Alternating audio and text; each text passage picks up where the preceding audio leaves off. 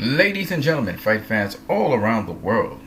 Before we talk some boxing, I just want to highlight a little something extra from Psalms chapter 40, verses 1 to 3. So we talked about positive thinking and thinking beyond ourselves to others. Okay, and one of the ways to do that and practice doing that is in praising God and in focusing on God, because God is much bigger than just one or two individuals. It actually makes us aware by looking at God. We start to look at people around us, and because God advocates that we treat other people kindly and we focus on others before ourselves, it makes us project outside of ourselves. Now, by doing this, like I said before, there's a kickback where you actually are glad to be doing such a thing.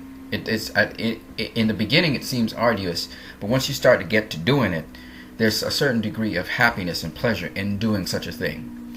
And I talked about a little bit about biochemical pathways, where we talked about the cerebral cortex, which is found in the cerebrum, which is basically the outer region of the brain to the front here. This is known as the cerebrum. This is the outer cortical region. Now, signals come from that, which is where you think, and they go to what is known as the amygdala. The amygdala is actually a center in the brain. Maybe I'll see it here in this diagram. Not really, but the amygdala is somewhere in here, okay? And the amygdala is responsible for emotions and feelings, and then it goes to the hypothalamus, then to the thalamus, to the pituitary. And that's where the hormones are secreted. And the hormones that generally are secreted are known as endorphins. Okay? Endorphins. And I just wanted to talk a little bit more about endorphins for a minute. Endorphins are the hormones that are actually responsible for their opioid hormones. So, you know, opium and these things, well, they're somewhat similar in structure to those.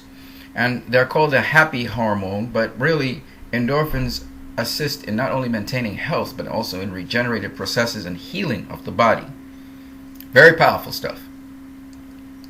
So you will find that people who generally think about others and help other people, it actually affects their health. And there's a saying in the Bible that says, "A merry heart doeth well." Okay?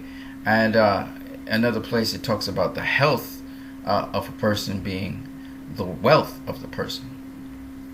So Psalms 40, which I read this morning, is in a couple of videos before, actually goes into that. So if you want to get out of depression, again, or whatever your situation is, high stress levels or whatever, to be able to produce endorphins, some people, they try to find pleasure by watching at sports or going and exercising, but a better way to do this is in helping other people and getting your mind to think beyond yourself to how you fit in to the world.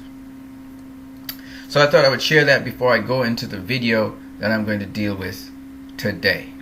So that's just a little bit more elaboration on Psalms 40, okay guys? Alright, let's get into the boxing. Shout out, by the way, to one of my subscribers who said that they appreciated the scripture that I start off my videos with. You know, sometimes, you know, you're going to talk about sports, you might as well put something serious in there, you know, that can help other people. So that's why I threw that in. BoxingScene.com on March 10th of 2017, an article published by Carlos Books, he said that Jermall Charlo, he's right now the WBC number 2 rank at the 160-pound division. So he's number 2 contender to Gennady Golovkin's WBC title. The article goes on to further state that Jermall Charlo may have to face the number 1 challenger in an eliminator to determine who would actually be the mandatory challenger. So it says here that the WBC will order an eliminator that involves Charlo to get a mandatory shot. The WBC's number 1 ranked contender is still Jorge Sebastian Heiland. So Jermall Charlo will have to face Jorge Sebastian Heiland, who's been there for a while, by the way. And the winner will be the mandatory to Gennady Golovkin's WBC title. Now, just to verify this, we go to the WBC. You can see the date is today, Sunday, the 26th of March, 2017. And when we look at the rankings here in the WBC, it's very clear. And this is middleweight, as you can see here. You can see that Gennady Golovkin at present is the WBA, the IBF, and the WBC world champion, right? Billy Joe Saunders is the WBO. Now we have what is called the silver champion and the international champion. At present, the silver champion is Emmanuel Alim, and the international WBC champion is Craig Cunningham. Now, generally speaking, those guys should be ahead, you would think, of Jorge Sebastian Heiland and Jermall Charlo. They are also contenders. However, as you can see, though he is the silver champion, that's Alim, and although Cunningham happens to be the international champion, you can see they're ranked much lower here in the rankings. Okay, we also have the EBU champion. We also have that's it. So, as you can see, Jorge Sebastian Heiland is the #1 contender at present, and the #2 is Jermall Charlo.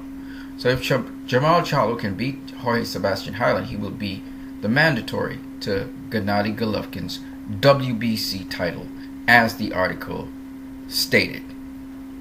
And I wanted to do this video because it's very interesting that the WBC is seeking to get mandatories as well. They weren't really high up on doing that, and you know, Gennady Golovkin, he may not have to face Jermall Charlo if he's going to unify. So I think WBC gives precedence to unifications over mandatories, but it's still going to be very interesting how this all pans out, and see how Jermall Charlo performs also at middleweight. So all of these things are up in the air until